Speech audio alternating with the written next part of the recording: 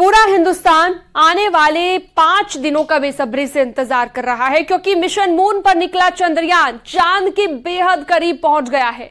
अब लैंडर विक्रम की असली परीक्षा भी है।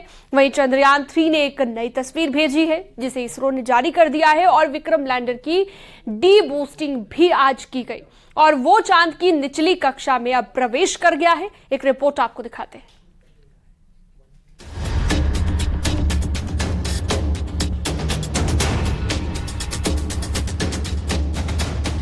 बस कुछ दिनों का इंतजार और हिंदुस्तान का चांद पर परचम लहराएगा। चंद्रयान 3 एक के बाद एक पड़ाव पार करता जा रहा है और वो चांद के बेहद करीब पहुंच चुका है। बस अब लैंडर विक्रम का असली इम्तिहान शुरू हो जाता है। लैंडर चांद को बहुत ही नजदीक से देख रहा है। चंद्रयान 3 चांद की यात्रा पर निकला हुआ है और एक बार फिर से उसने वहां से एक तस्वीर भेजी है। चंद्रयान 3 में लगे कैमरों की तरफ से चांद की काफी करीब वाली एक पिक्चर आई है, जिसे इसरो ने जारी किया।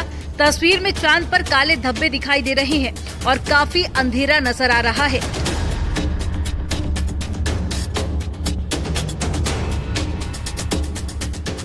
ये तस्वीरें ही बताने के लिए काफी हैं कि चंद्रयान 3 और कामयाबी का फासला कितना बचा है। चंद्रयान 3 की तरफ से पहले भी तस्वीरें भेजी गई थी, जिनमें चांद बेहद ही खूबसूरत नजर आ रहा था। अगर सब कुछ इसरो की प्लानिंग के तहत हुआ तो 23 अगस्त को हिंदुस्तान चांद पर तिरंगा जरूर फहराएगा। चंद्रयान एक एक करके अपने पड़ाव पार करता जा रहा है। आज भी लैंडर की स्पीड को कम किया गया है और विक्रम लैंडर की डिबूस्टिंग हो गई, जिससे उसने अपनी असली रफ्तार कम कर ली है और वो चांद की निचली कक्षा में प्रवेश कर गया है।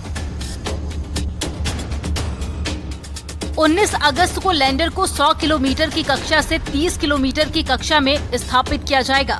20 अगस्त को चंद्रमा की कक्षा छोड़कर लैंडर चांद की सतह की तरफ आगे बढ़ेगा और रात 1:45 बजे इसकी डी ऑर्बिटिंग होगी। इसके बाद में लैंडर चंद्रमा का गुरुत्वाकर्षण के प्रभाव में आ जाएगा। 21 और 22 अगस्त को लैंडर मॉड्यूल की स्पीड कम करने की प्रक्रिया शुरू होगी।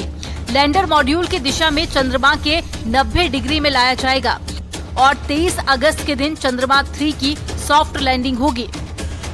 चंद्रमा के दक्षिणी ध्रुव के पास में लैंडिंग की जाएगी और रोवर प्रज्ञान चांद की सतह पर उतरेगा। जब सॉफ्ट लैंडिंग कराई जाएगी तब लैंडर की चांद से दूरी महज 30 किलोमीटर रह जाएगी। लैंडिंग के वक्त लैंडर विक्रम की रफ्तार 1.68 किलोमीटर प्रति सेकंड होगी। चंद्रमा 3 के हर मूवमेंट पर नजर रखी जाएगी। इसरो कमांड सेंटर से नजर रखी जाएगी। 23 अगस्त को शाम 5:47 पर चंद्रयान 3 की चांद पर लैंडिंग होगी। जैसे जैसे 23 अगस्त की तारीख करीब आती जा रही है, इसरो के वैज्ञानिकों के लिए दिल की धड़कन भी बढ़ती जा रही है। पूरा देश चांद पर फतह करने के उस पल का बेसब्री से इंतजार कर रहा है। वैज्ञानिकों की कमांड पर लैंडर को चांद के दक्षिणी हिस्से पर लैंड कराया जाएगा और उसमें से रोवर प्रज्ञान बाहर निकलेगा। सीढ़ी के जरिए रोवर प्रज्ञान को उतारा जाएगा और उसके बाद में रोवर चांद की सतह पर अपने प्रयोग करेगा। 14 दिन का रोवर चांद में घूमेगा। रोवर पर लगे कई कैमरों की मदद से चांद के बारे में अहम जानकारी मिलेगी और ये अभियान चांद की सतह पर रासायनिक तत्वों और मिट्टी और पानी के कणों जैसे प्राकृतिक संसाधनों को देखेगा। चांद की बनावट को लेकर भी और भी नई जानकारी देगा। 14 जुलाई को चंद्रयान 3 को श्रीहरिकोटा के सतीश धवन स्पेस सेंटर से लॉन्च किया था। इसरो के वैज्ञानिकों ने 1 अगस्त की रात को स्पेसशिप को पृथ्वी की कक्षा से चांद की तरफ भेजा था, जिसे विज्ञान की भाषा में ट्रांसलूनर इंजेक्शन कहते हैं। 5 अगस्त को चंद्रयान चंद्रमा की कक्षा में पहुंचा था। ऑर्बिट में प्रवेश करते समय उसके कैमरों ने चांद की तस्वीरें भी कैप्चर की थी। Bureau report, news 18।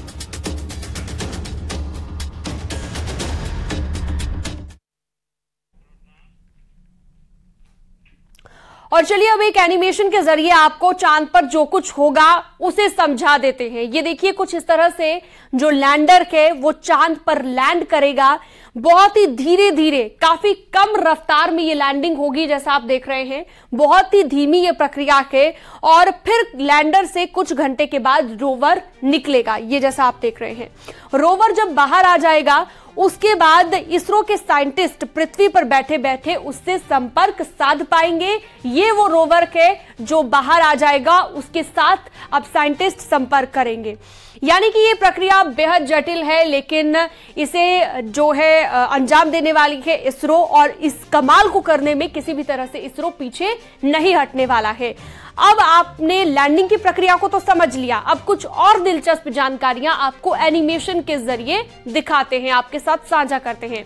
ये आप देखिए, सबसे पहले लैंडर जब चांद की सतह पर लैंड करेगा तो लैंडिंग के करीब 3 घंटे के बाद रोवर लैंडर से बाहर निकलेगा, जैसा कि इस तस्वीर में आप देख रहे हैं। यानी कि लैंड करते ही रोवर बाहर नहीं आने वाला है। 14 दिनों तक चांद के दक्षिणी ध्रुव पर शोध ये करेगा। सवाल ये था कि आखिरकार यहां पर रोवर करेगा क्या, तो ये भी जवाब मैंने आपको दे दिया कि 14 दिनों तक यहां पर रिसर्च की जानी है, शोध किया जाना है। यानी कि जिस दक्षिणी ध्रुव पर पहुंचना नासा जैसी एजेंसियों के लिए भी मुश्किल अब तक रहा है, इसरो का रोवर उस इलाके का मुआयना करेगा। तो चंद्रयान 3 प्रोपल्शन मॉड्यूल और लैंडर से अलग हो चुका है। अब इसके आगे कैसे चंद्रयान 3 की चांद पर सॉफ्ट लैंडिंग होगी, आपको रिपोर्ट के जरिए दिखाते हैं। 4, 3, 2, 1। चंद्रमा की कक्षा में 100 बाई 100 किलोमीटर यानी चंद्रमा की निचली कक्षा, चांद की सतह से वो दूरी जहां से शुरू होगा चंद्रयान का असली मिशन। जब लैंडर पहली बार चंद्रयान के साथ भेजे जा रहे प्रोपल्शन मॉड्यूल से अलग होकर चांद की सतह की डगर पर बढ़ेगा।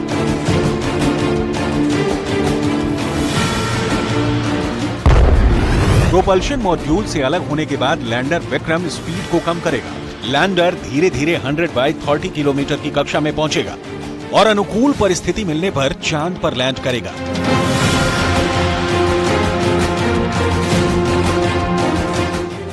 इसरो की योजना है कि चंद्रयान 3 के साथ जा रहा लैंडर अगस्त को चंद्रमा की सतह पर लैंड करने की कोशिश करेगा।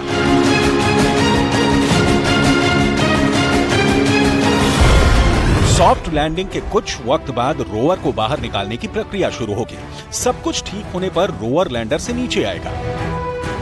साउथ पोल पर ज्यादा कोई लॉन्च हुआ नहीं है, मीन्स लैंडिंग हुआ नहीं है, और वहां काफी ऐसी जगह है कि आप साउथ पोल के काफी नजदीक है, तो वाटर मिलने की या कुछ ऐसे खनिज मिलने जो हमें मिनरल्स चाहिए, शायद मिनरल्स मिल रखे, इसलिए मिनरल को स्टडी करने के लिए लॉन्चर और लैंडर और रोवर में हमारे साइंटिफिक इंस्ट्रूमेंट है। वहाँ के मिनरल, वहाँ की सतह को वो चेक करेंगे कैसे मिनरल है, उसमें ऑक्सीजन, कार्बन एंड ऑक्सीजन है, क्योंकि कार्बन ऑक्सीजन सर्वाइवल के लिए काफी जरूरी है।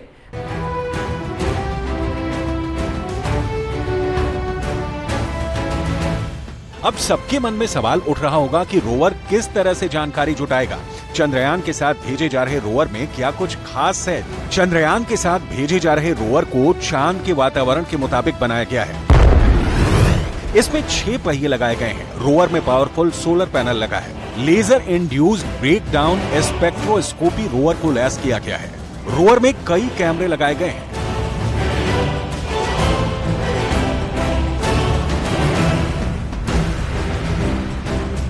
लैंडर के साथ भेजा जा रहा रोवर चंद्रमा की सतह पर चलकर डेटा जुटाएगा, चंद्रमा की सतह की तस्वीरें लेगा, जिसे वो लैंडर को भेजेगा, और लैंडर चांद का data Indian deep space network के जरिए इसरो से साझा करेगा। इमरजेंसी के हालात में लैंडर चंद्रमा की कक्षा में चक्कर लगा रहे ऑर्बिटर से संपर्क साध सकता है। वहीं चंद्रयान के साथ भेजा गया। साफ शब्दों में कहें तो इसरो की कोशिश एक साथ कई लक्ष्यों को साधने की है।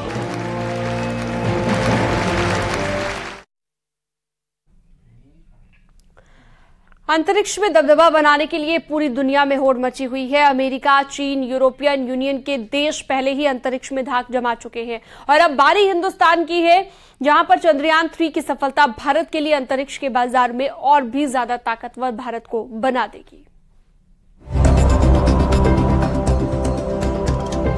अंतरिक्ष अनंत है और संभावनाएं भी। अंतरिक्ष का विस्तार कितना और कहां तक है, इंसान की किसी भी किताब में दर्ज नहीं है। लेकिन अगर अंतरिक्ष के विस्तार की खोज करनी है, नई संभावनाओं को तलाशना है, तो अंतरिक्ष की गहराइयों में छिपी संभावनाओं की तलाश में सबसे पहला पड़ाव है चांद।